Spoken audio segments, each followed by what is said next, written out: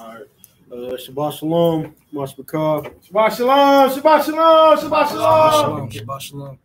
So today is the Sabbath day, also the Day of Atonement. We hope you all have a blessed one. We're getting ready to go over the Torah portion, which is Deuteronomy 32. We'll break that down and give precepts and stuff like that for y'all. If you got any questions, go ahead and ask. Get started. Go on. All right, so we about to get into Deuteronomy chapter 32, verse 1. It says, "Give ear, O ye heavens, and I will speak, and hear, O earth, the words of my mouth. My doctrine shall drop as the rain, my speech shall distill as the dew. The small rain upon the tender herb, and as the showers upon the grass. Because I will publish the name of Yahweh, ascribe ye greatness unto Allah. All right, so go back to his doctrine. My doctrine shall drop as the rain, my speech shall distill as the dew, as the small rain upon the tender herb. So, Yahweh's doctrine. We can go to Titus chapter 2 and go read what sound doctrine is. And it says, Titus chapter 2, verse 1, but speak thou the things which become sound doctrine. Verse 2, that the aged men be sober, grave, temperate, sound in faith, and charity, and patience. So these things is that all men must possess. You got to be sober-minded. You got to be grave and temperate, meaning not so angry all the time. Don't be quick to get mad about a situation. You got to show some type of patience and let it play out just a bit. Verse 2, that the aged men be sober, grave, temperate, sound in faith, and charity, and patience. So also be willing to give when it's needed. You don't just give to everybody because they might misuse what you want to give them. So you got to be mindful of who you give to. Continue to show patience. Verse 3, the aged women likewise, that they be in behavior as becometh holiness, not false accusers, not given to much wine, teachers of good things, that they may teach the young women to be sober, to love their husbands, to love their children, to be discreet, chaste, keepers at home, good, obedient to their own husband, that the word of Allah be not blasphemed. So this thing, when it comes to the women, they got to also be sober-minded as likewise as the men. They got to be set apart, chaste, not dealing with sexual activities, not being promiscuous, not showing off their bodies, stuff like that. And their duty is to love their husbands and be able to teach the younger children. Because, you know, the women is the first teacher. That's all I got for sound doctrine. Yeah, what does it say? Verse 2. Go on. Deuteronomy 32, verse 2. My doctrine shall drop as the rain, my speech shall distill as the dew, as the small rain upon the tender herb, and as the showers upon the grass. Verse 3, because I will publish the name of Yahweh, ascribe ye greatness unto Allah. Verse 4, he is the rock, his work is perfect, for all his ways are judgment. A Allahayim of truth, That's right, and without iniquity, just and right is he. They have corrupted themselves. Their spot is not the spot of his children. They are a perverse and crooked generation. Do ye thus requite Yahweh, O foolish people and unwise? Is it not he, thy father, that hath bought thee? Hath he not made thee and established thee? Remember the days of old. Consider the years of many generations. Ask thy father, and he will show thee. right. thy elders, and they will tell thee. That's right. When the Most High divided to the nations their inheritance, when he separated the sons of Adam, he set his bounds of the people according to the number of the children of Yashar'Allah. Verse 9, for Yahweh's portion is his people. Ya'iqab is the lot of his inheritance. He found him in a desert land, and in the waste, howling wilderness. He led him but about. He introduced him. He kept him as the apple of his eye. As an eagle stirreth up her nest, fluttereth over her young, spreadeth them on her wings. So Yahweh alone did lead him, and there was no strange God with him. So just this small portion right here is saying it's only Yahweh that's keeping us. That's right. And Yahweh, it shows that Yahweh is like the eagle, soaring around, flying around her nest. And the nest of the eggs that the eagle is protecting is Yashar'Allah. Yahweh is supposed to be, is considering Yahweh being the eagle watching over us. And if y'all ever seen an eagle protect her nest, it's nothing nice. Nice. Very vicious. Very vicious. And a prime example is of leaving Egypt. Prime example. Darkness, hellfire, water turned to blood, the firstborn being killed. Nothing nice at all. And having the predator of those eggs, which is the Egyptians, they saying, get these people away from us. Let them leave. Pharaoh, let them leave. So that's it on that.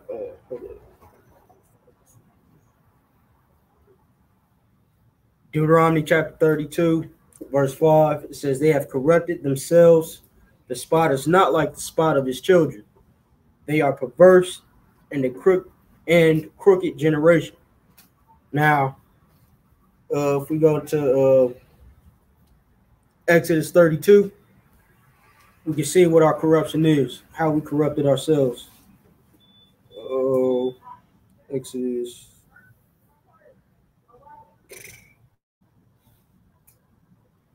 Exodus 32, verse 7. And it says, and Yahweh said unto Moshe, go get thee down, for thy people which thou broughtest out of the land of Egypt have corrupted themselves. They have turned aside quickly out of the way which I commanded them. They have made them a molten calf, and have worshipped it, and have sacrificed thereunto, and said, these by the gods, O Israel, which have brought thee up out of the land of Egypt. So, a backstory on this, Moshe, he went up to the mountains to fast for 40 days and 40 nights. He fasted for our sakes. Right. Atoning. Right. Not eating, not drinking, not dealing with his own pleasures. Fasting for our sakes. And the Most High, Yahweh, had to tell him to get back down there to correct it. Why? Because they committed idolatry. They ended up building a golden calf to worship, which is idolatry. That's right.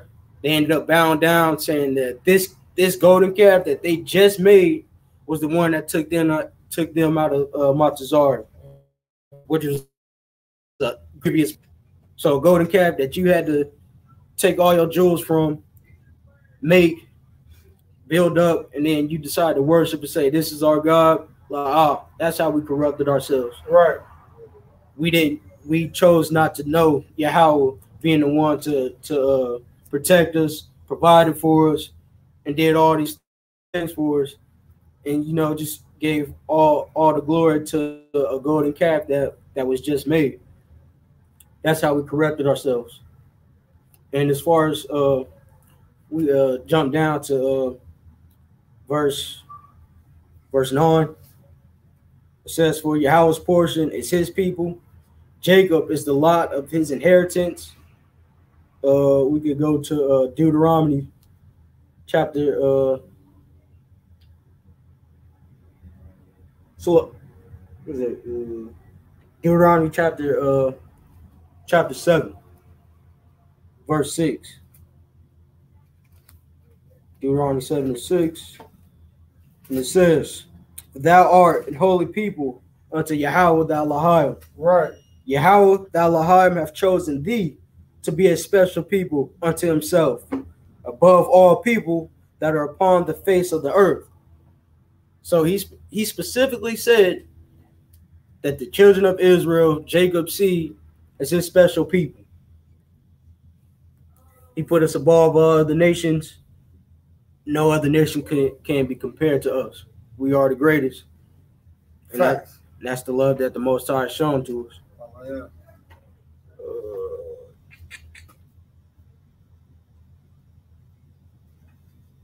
So I want to jump back down to verse 7 in Deuteronomy chapter 32. It says, "Remember the days of old, consider the years of many generations. Right. Ask thy father, and he will show thee. Right. Thy elders, Salah, he will show thee thy elders, and they will tell thee." So now Mashah is telling us to go back to remember the times of old. Right. And with this, you can go to Deuteronomy chapter 6 and verse 7.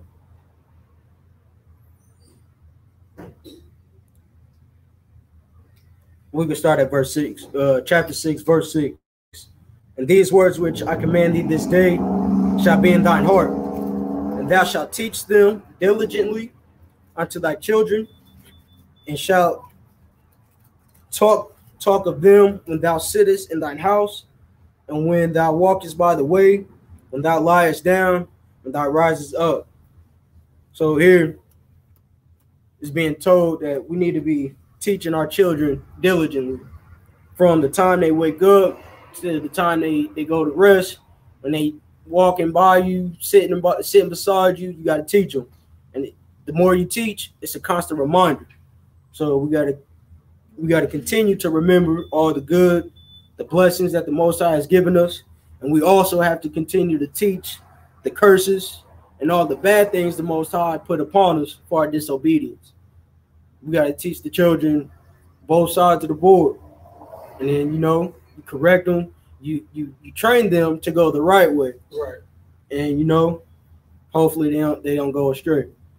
But the thing is, you got to it has to be a continuous reminder to do right, to know the works of the Most High, whether it was good or bad to us. But all the works that the Most High does is always good. There is no righteousness in him. Hallelujah. Hallelujah. I yield. You could jump back when you're ready. Gone. Deuteronomy chapter 32, verse 12. So Yahweh alone did lead him, and there was no strange God with him. Verse 13. He made him ride on the high places of the earth, that he might eat the increase of the fields. And he made him to suck honey out of the rock, and oil out of the flinty rock, butter of kine, and milk of sheep, with a fat of lambs and rams of the breed of Bashan, and goats, with the fat of kidneys of wheat. And thou didst drink the pure blood of the grape. Verse 15.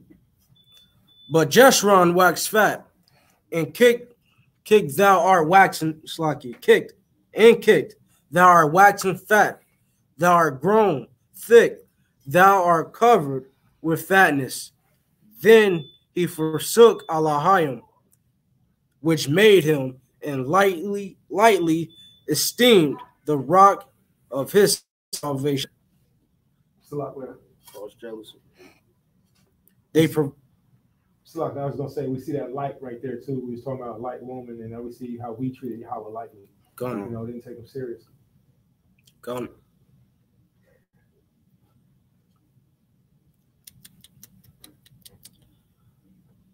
Can you read that again?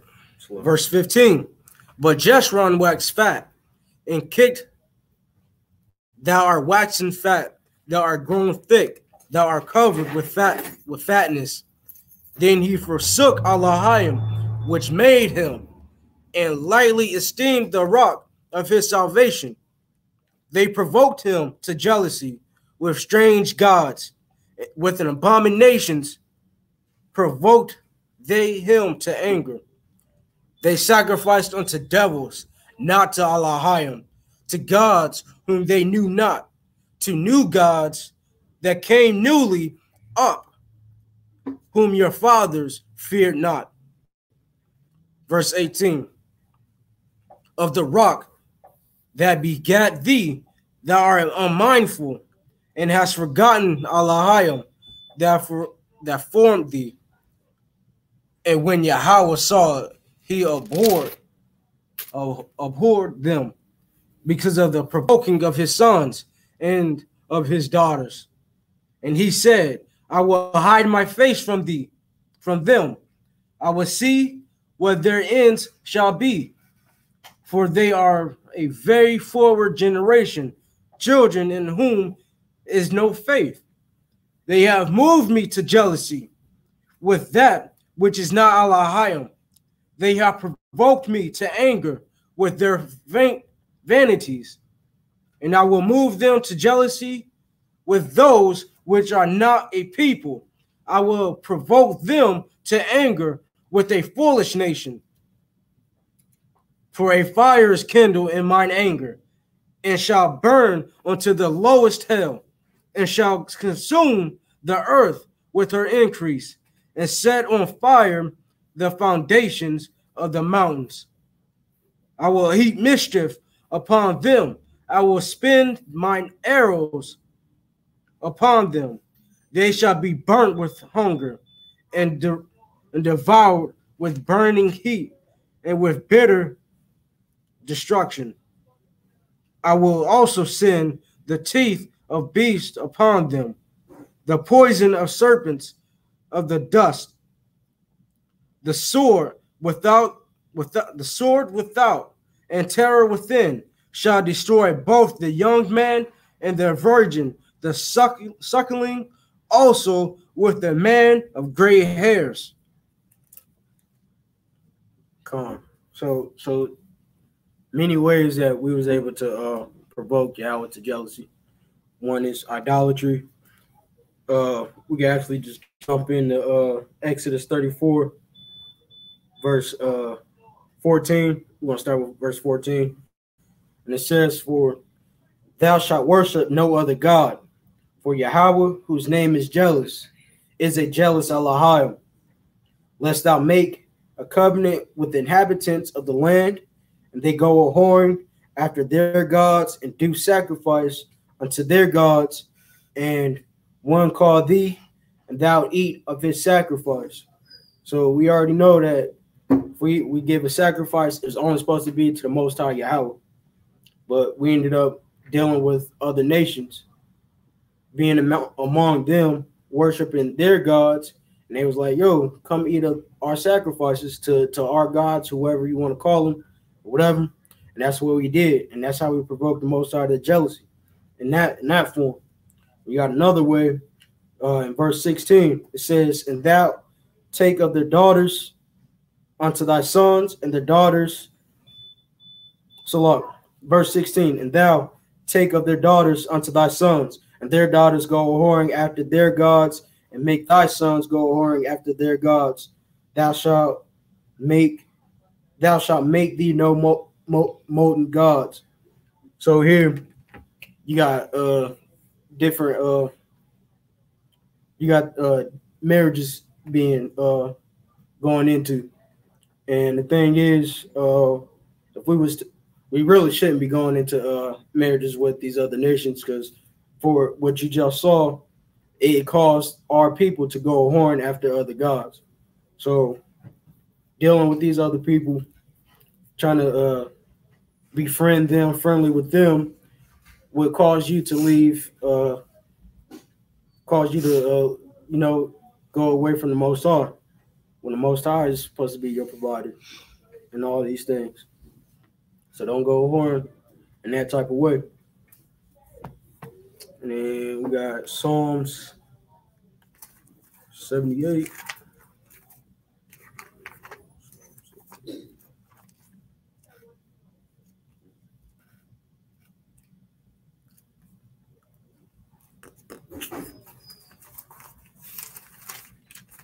Psalm 78, verse 58.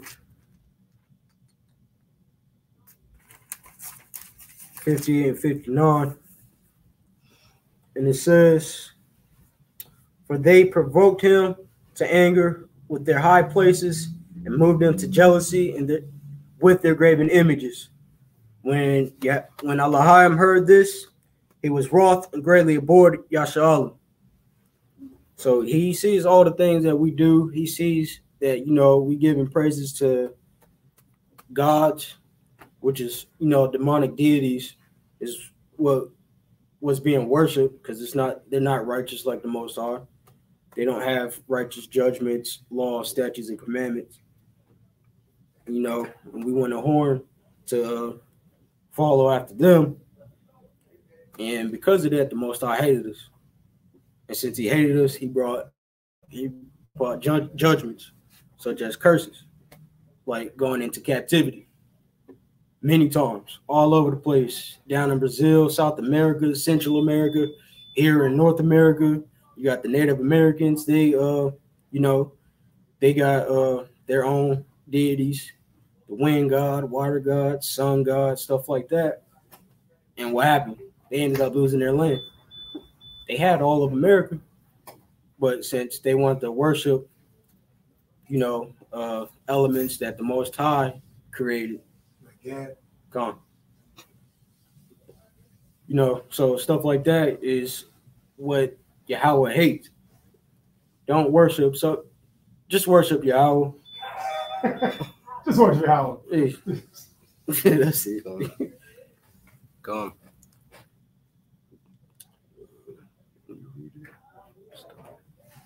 Let's get there so I can break it down. So you see it's a new topic. Yeah, but you could get all that, man. We come. You can do it. But we was going back to verse 19 and 20. But I'm gonna start at 20. It says, and he said, I will hide my face from them. I will see what their end shall be, for they are very forward generation children.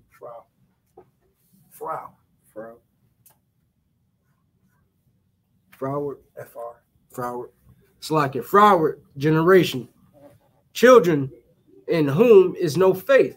They have moved me to jealousy with that which is not Elohim. They have provoked me to anger with their vanities, and I will move them to jealousy with those which are not a people. I will provoke them to anger with a foolish nation.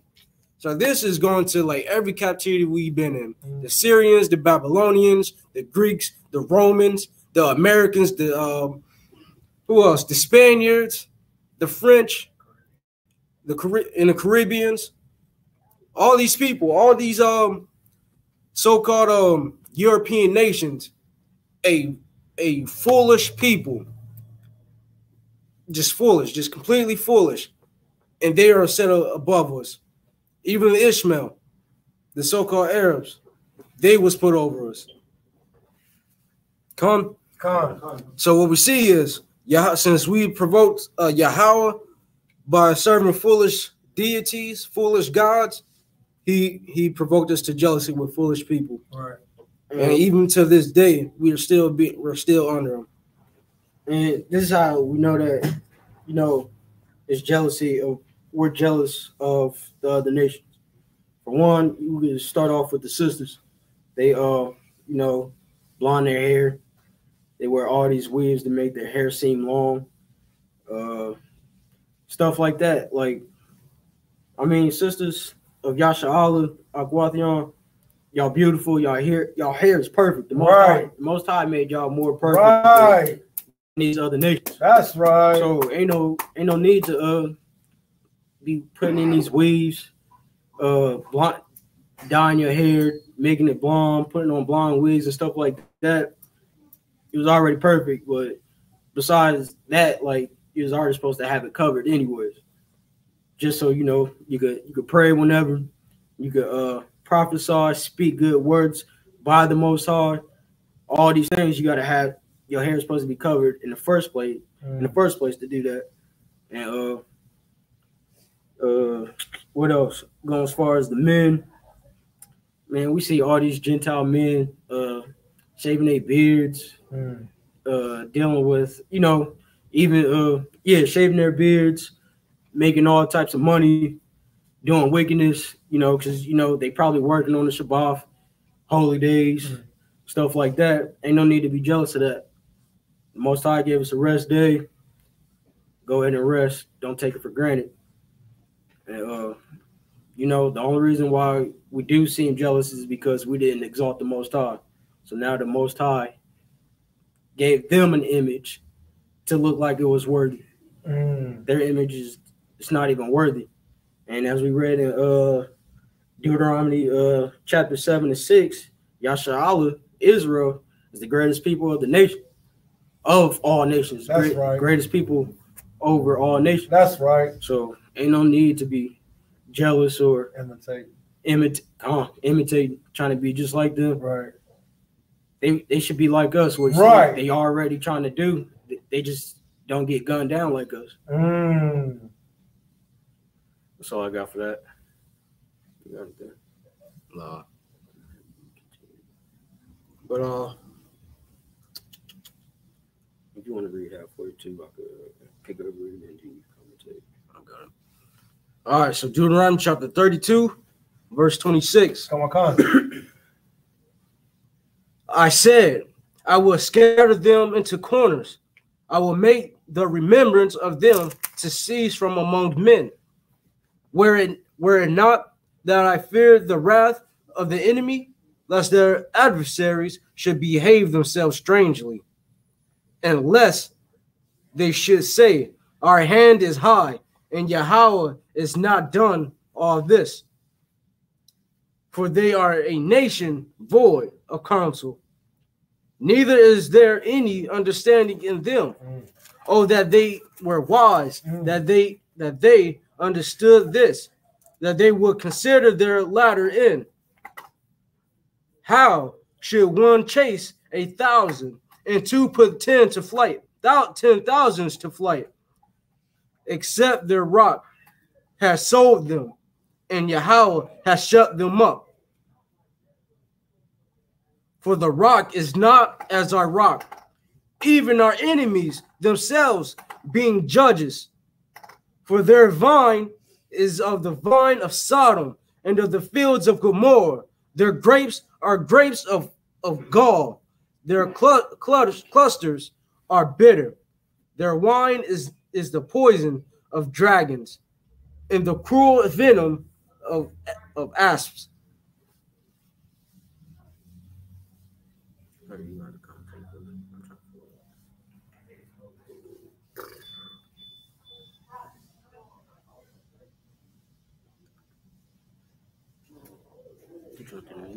Come. So here it's speaking on the part of our captives. We've been in captivity, and we could just start with the most basic one, which is closest to date, which is here in America. You see, we get gunned down in the streets for no reason. Cops even just run up in people's house and murder you. And you know they're not being held guilty for their actions. So we go to Zechariah chapter 11. Zechariah chapter 11, verse 5.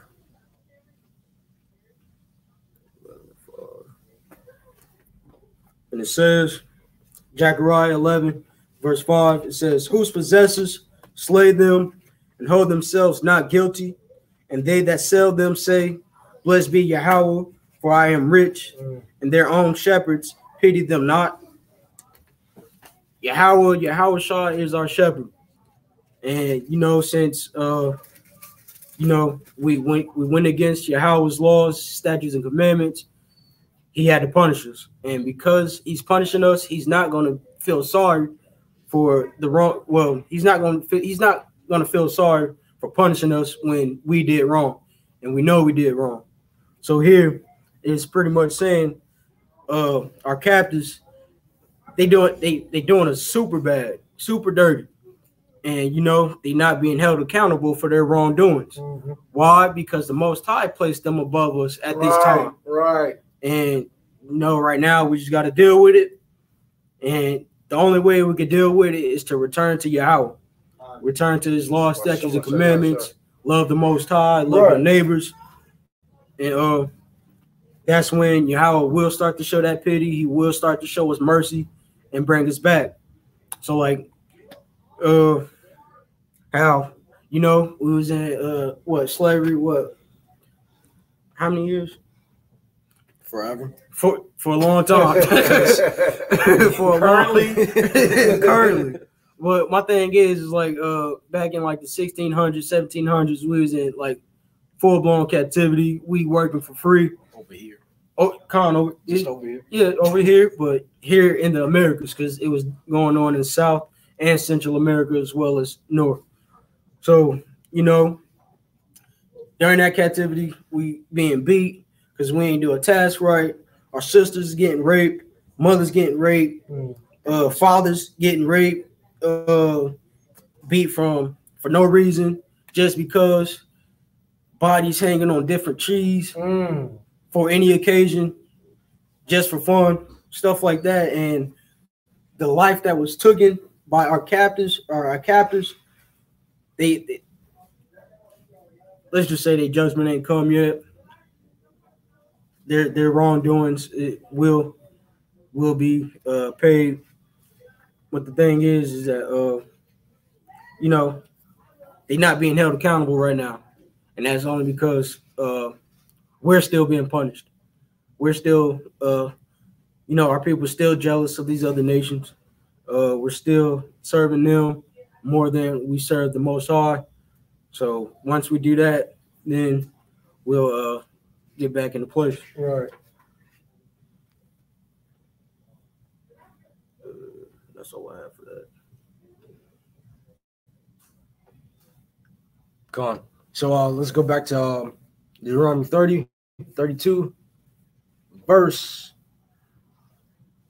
30. How shall one chase 1,000 and two put 10,000 to flight, except their rock has sold them and Yahweh has shut them up? So this rock again is Yahweh, and putting 10 to flight was putting 10 to 10,000 flight. Now we can just going back to where Yahweh was fully with us, was and showing that we was putting 10,000 flight was with Shemaiah and Layah, when they found out that their sister was defiled by the Hittites. Mm-hmm. Two men of the sons of Yashar'alim took out a whole tribe of Hittites. Cities of it. Now, is that possible today? Can me and him take 10,000, put them to flight? It ain't gonna work like that. Why? Because because of our wrongdoings and our forefathers' wrongdoings, he hid himself. So now we gotta figure out how we're gonna get him back. How can he show his face? And the only thing that's gonna allow that to happen is if we turn from our iniquities and transgressions and ask for forgiveness, fully repent, to atone for our transgressions and for our father's transgressions. Then we shall be able to put 10,000 to flight. Verse 34. Deuteronomy chapter 32, verse 34. Is not this laid up in the store with me and sealed up among my treasures? Verse 35. To me belongeth vengeance and recompense. Their foot shall slide in due time. For the day of their calamity is at hand, and the things that shall come upon them make haste. For Yahweh shall judge his people and repent himself for his servants, when he seeth that their power is gone, and there is none shut up or left. And he shall say, where are their gods? Their rock is whom, in whom they trusted, which did eat the fat of their sacrifices, and drank the wine of their drink offerings. Let them rise up and help you, and be your protection. See now that I, even I am he, and there is no Elohim with me. I kill and I make alive. I wound, I heal. Neither is there any that can deliver out of my hand. So off rip right there, it's only Yahweh. If you believe in if you Muslim right now or Christian and you following after the false idols, just with the cross and the Kabbalah stone, spit on it because it's trash. That's not going to save you. That white Jesus that's on your grandma's wall ain't going to save you. It's not even going to save her. It hasn't done any of that for us at all. So again, if they are such a power, why are we in this condition right now? Just even, like, not even that. If you going into, like, more spirituality, whatever it is, whatever y'all think it is, and you saying that in yourself, you're a God and you can manifest things in your life, why you still smoking? That's killing you. Why you taking blood pressure pills? If you such a God, why aren't you living in your mansion right now? If Yahweh already prepared it, why aren't you living in your mansion now on this earth? Why aren't you manifest that? Because it's false. The God within you is false unless it's Yahweh. Yahweh is within us because we are a likeness in him. But the only way we're going to be like him is if we do what he say, if we follow his instruction. So again, where is your God now?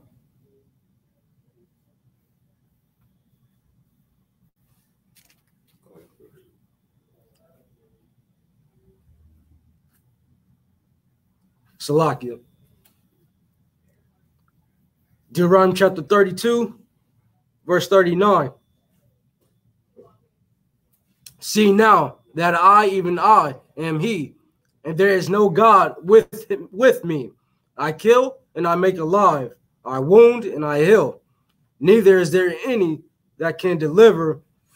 Salakia.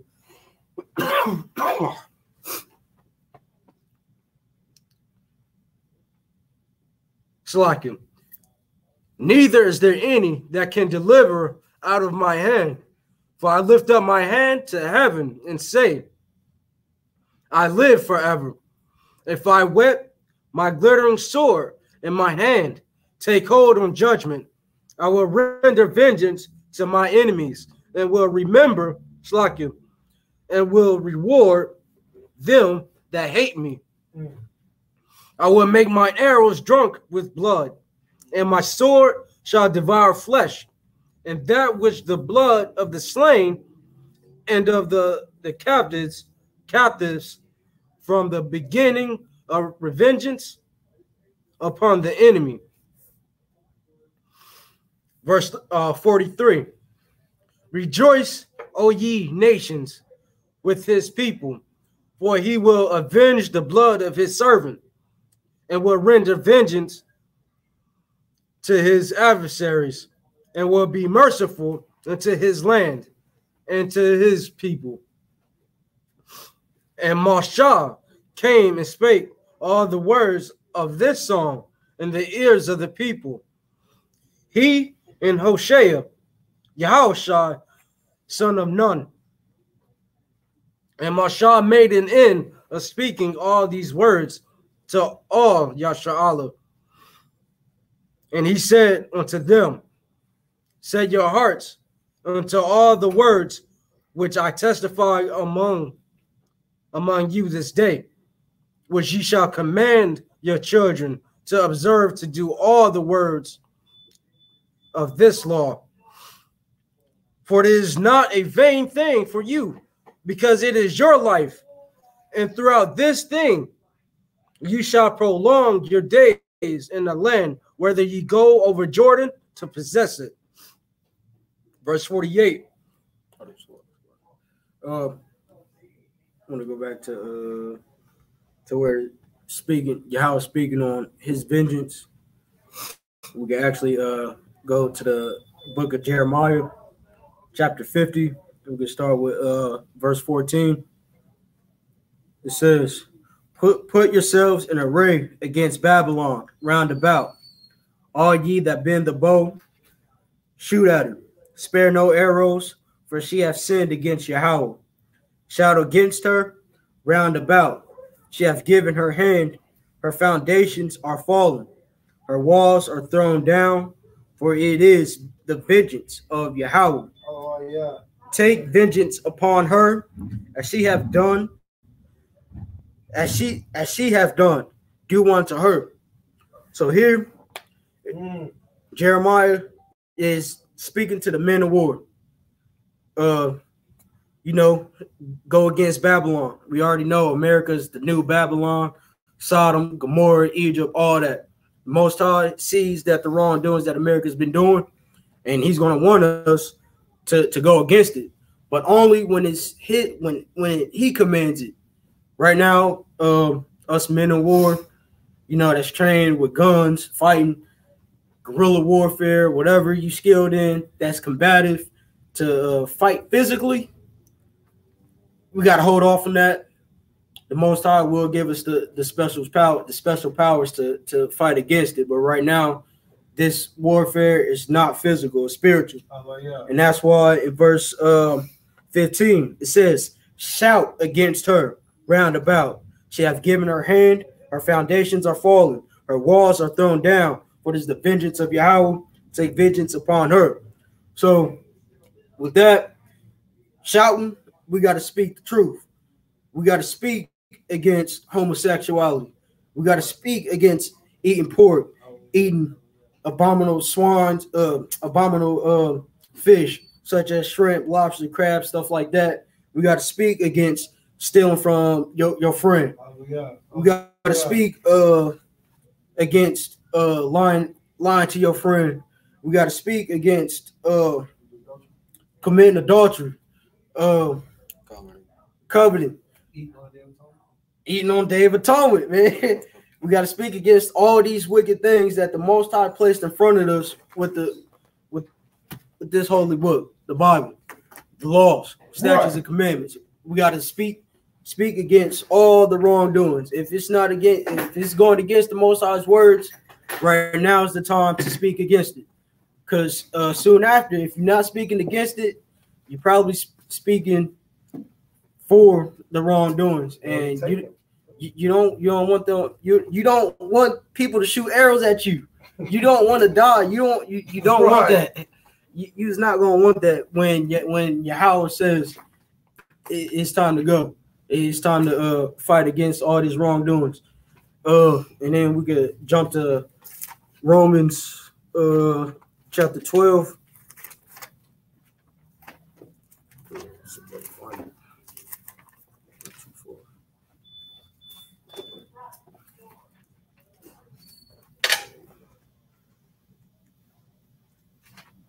Romans 12.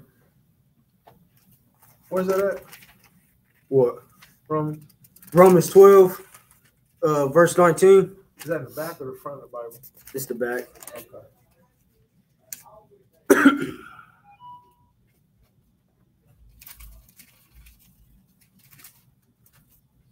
Okay. Romans 12, verse 19. And it says, dearly beloved, avenge not yourselves, but rather give place unto wrath, for it is written, vengeance is mine. Right. I will repay, saith Yahweh. Right. Hey, somebody did you wrong. Tell them they did you wrong. Try to, get them to, seek forgiveness, whatever. But whatever you do, don't whatever you do, don't do them wrong for it. The Most High is he's gonna be the one to place that vengeance. Because somebody hit you in your face. I mean, you could probably fight them, but if you let that go and be like, yo, Yahweh, somebody just did me wrong, Yahweh could do 10 times, 7 times worse than what you think you could do. Go on. Repay evil for evil. So you don't repay evil for evil. Con. Oh, Con. I was right here. I think I knew a case of a woman that she did her husband dirty, committed adultery on her husband, and did a whole bunch of stuff to him, and and this was a case of a family that's in the truth that was brought before the government. Like less than a month later, her son was dead. Most High's judgment. See, well, let me just go ahead and continue with it. We'll start with verse 19 again. Romans chapter 12, verse 19. Dearly beloved, avenge not yourselves, but rather give place unto wrath, for it is written, vengeance is mine, I will repay, saith Yahweh. Therefore, if thy enemy hunger, feed him. If he thirst, give him drink. For in so doing, thou shalt heap coals of fire on his head. Be not overcome of evil, but overcome evil with good. So, your enemy, he hungry, he thirsty, go ahead, give him that food, that drink. But, that person knows, the Most High know that they did wrong. So, they could end up choking and dying on that food and drink. You never know. That's not your call, though. It's the Most High's call. So, somebody did you wrong, go to that person, let them know they did you wrong, and try to let it go. Don't hold a grudge against them. Just let it be. And the Most High is going to take care of it.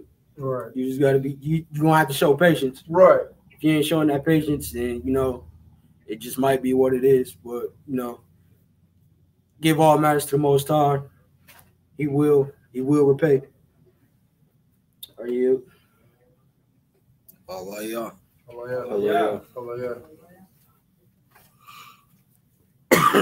All right, so we're going back to Torah, Deuteronomy 32, verse 48. And Yahweh spake unto Mashah that self-same day, saying, get thee up in this mountain, Abarim, unto Mount Neab, Nebo, which is in the land of Moab, that is over against Jericho. And behold, the land of Canaan, which I give unto the children of Yasha'Allah for a possession, and die in the mount, whether thou goest up, and be gathered unto thy people, as Aharon thy brother died in Mount Hor, and was gathered unto his people, because ye have trespassed against me among the children of Yasha'Allah, of the waters of Meribah Kadesh, in the wilderness of Zin, because ye sanctify me not in the midst of the children of Yasha'Allah. Yet thou shalt see the land before thee, but thou shalt not go thither unto the land, which I give the children of Yasha'Allah. Call Shirah, the Bar Yahweh, Na'isha, and Nashemai. All that Yahweh said, what we do, and here. So again, give all glory to Yahweh, him only. Because if you give it to yourself, you're gonna be like Mashah and the others that had to wait to be in the new land. It's a lot, man. Just a cold piece, man, to be able to see it and to not go in it. And then I was reading Second Ezra's, which is a part of our Day of Atonement prayer scriptures. Is Second Ezra's, and Ezra, he was weeping and mourning and fasting and praying, and at the end of it, he was actually able to see New Jerusalem that's written about in Revelations. He was able to see it, wait, but he was able to walk into it and see as much as his eyes could feel. So he actually got to see Yahweh's kingdom that he got coming down for us, you know, by fasting, by praying, you know. So I wonder if it was like that with Masha. Like Masha wasn't able to go in, but he was able to see like the future of it. But I don't want to assert that, you know. I don't want to assert. He was able to see the land, you know. Sloggy, I ain't gonna cut you off. You know, see the land, you know, just by the basic visuals, you can see how fruitful it is. All these fruit trees to you know, build houses and stuff like that. He looking down at it. You can see all the goods, but what he can't see is the righteous that the people will do in there, or the wickedness that the people will do in there. Hallelujah, out the water. Yeah, come out the water. So this chapter specifically had some laws that like was really significant, man. Which ones did you see? Like, they didn't stick out while you was reading them, like, oh, yeah, I should speak on that right now, but I don't want to interrupt. I mean, just don't go against Yahweh. Don't commit idolatry. Don't, again, put other gods before him. Don't provoke him. Don't make him upset. And that's what we've been doing since we got into the land. Been making him upset. We've been making him upset before we got into the land. And then we got to get purged out. And now we in a time frame where we got to purge out our sins. We got to afflict ourselves. We got to fast to bring our flesh low and our spirits high. So the whole point of this day, which is wonderful, because again, it's still going to self-correction. We've seen what all the people did, what Masha did, and how they did wrong. But now, again, that's still us, because we still doing it. We still doing the same thing as our forefathers did. So we got to repent for them and repent for ourselves. Amen.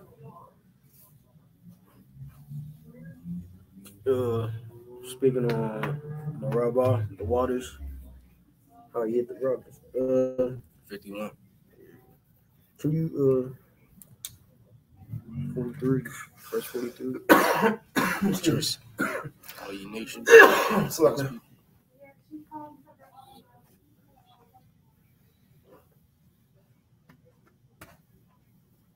Okay, that's all I got. Lie. You know, like,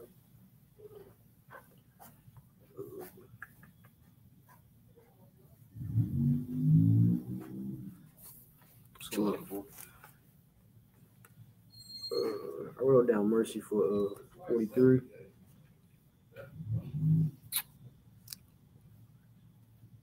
It's there. Yeah, no. I don't feel like it go right. But... All right, so we can touch a little bit on Yahweh's mercy. We can start with Exodus 15.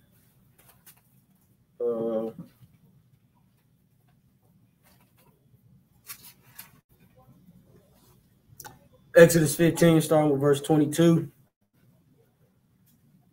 And it says, So Moses brought Israel from the Red Sea, and they went out into the wilderness of Shur. They went 3 days in the wilderness and found no water. And when they came to Marah, they could not drink of the waters of Marah, for they were bitter. Therefore, the name of it was called Marah, meaning bitter. Verse 24, and the people murmured against Moshe, saying, what shall we drink? And he cried unto Yahweh, and Yahweh showed him a tree, which when he had cast into the waters, and the waters were made sweet, right. There he made for them a statute and an ordinance, and there he proved them. And he said, if thou wilt diligently hearken unto the voice, hearken diligently unto the voice of Yahweh thy Elohim, and wilt do which is right in his sight, and will give ear to his commandments, and keep all his statutes, I will put none of these diseases upon thee, which I have brought upon the Egyptians. For I am Yahweh that healeth thee. So at this time, we was traveling 3 days in the wilderness. we ain't had nothing to drink for 3 days straight. And you know, right now, we in Day of Atonement and we ain't got no drink for the day. But we ain't tripping off that. Right. But you know, our forefathers, they was tripping for not having nothing to drink for 3 days. Right. And you know, it was 3 days? 3 days. I know it's 3 days. So yeah. Come praise. on. So, you know, 3 days, they start to talk. Like, yo, what's going on? We ain't got, like, we're going to die out here. So they ended up they murmured against Marshall. They spoke against him. So Marshall, he humbled himself. He went to the Most High and cried, asked for drink. Because, you know, the water that we was already around, it was bitter. You don't want to drink bitter water. So the Most High, he cast down the tree. He knocked the tree down into the water. And that's what made it sweet, and we was able to drink. It's the Most High showing mercy. Come on. There's a plant called miswak or licorice root, and that does the same thing. So licorice root makes me think about this scripture because you can just take a stick of licorice root, put it in your bottle of water, and then I learned that from Tazadak, and you can drink it, and it's just delicious. It's sweet. Licorice root. It's absolutely sweet. It's a natural sweetener, right? Okay. So you can get licorice root chips, and you can put that in a container, and put it in the refrigerator, and then before you know it, it's extremely sweet. So I can see this happening because we used to just chew them all the time. It's a great diversion from smoking. We used to smoke Black and Milds really heavy. Way before cannabis, man. I used to smoke Black and Milds really heavy. So bad. I used to be able to pull the tar out the back of my throat. Like I would go in the morning. That's how. So Yahweh delivered me from that, man. And a part of it was, first of all, me praying and always asking him if he would take it away. And then the second part is, finding a positive habit. My almonds, hers was sugar, and then Tazadak introduced us to licorice root. After he introduced us to bees, so he introduced us to a good road. So that I can see that as a tree, and that tree grows in Asia. So I don't know which tree this is Yahweh used, but I was sure enough like to find it. I kind of feel like that woman that's to be in church. It was like, Pastor, I got something to say, and she'd be super long-winded. It's okay. Yeah, it's all good. It's okay. Connie, that's the Most High being merciful. We got natural sweeteners. We don't need high fructose corn syrup, all these additives to go in our drinks and stuff like that. Right. As you can see, the Most High made a body of water sweet when in the whole body was already bitter. So that's the Most High showing mercy right there. And just to give the beginning of this 32, chapter 32 of Deuteronomy, it says, let's start with verse 3. What verse it is? Verse 3. It says, but I will publish the name of Yahweh. That's right. Ascribe ye greatness unto our Allahayanahu. So ascribe, it just means to give praise. And the book of praises, we can go to Psalms 145 and verse 9.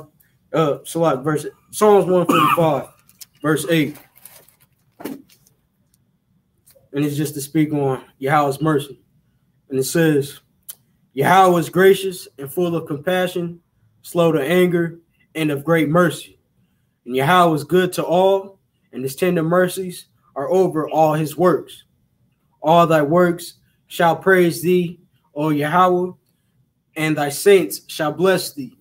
They shall speak of the glory of thy kingdom and talk of thy power, to make known of the sons of men his mighty acts and the glorious majesty of his kingdom. So there, Yahweh, he's gracious, he's merciful. And he's going to do all that for us.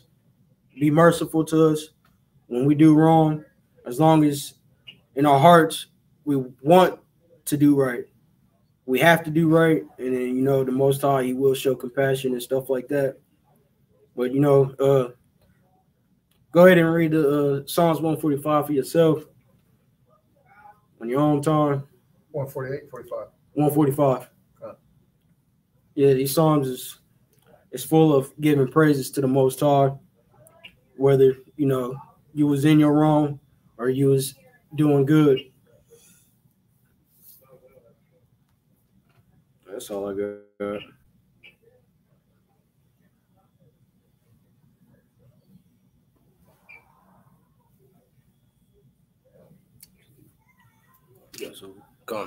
Where'd I go? Because your name not to be remembered. Okay.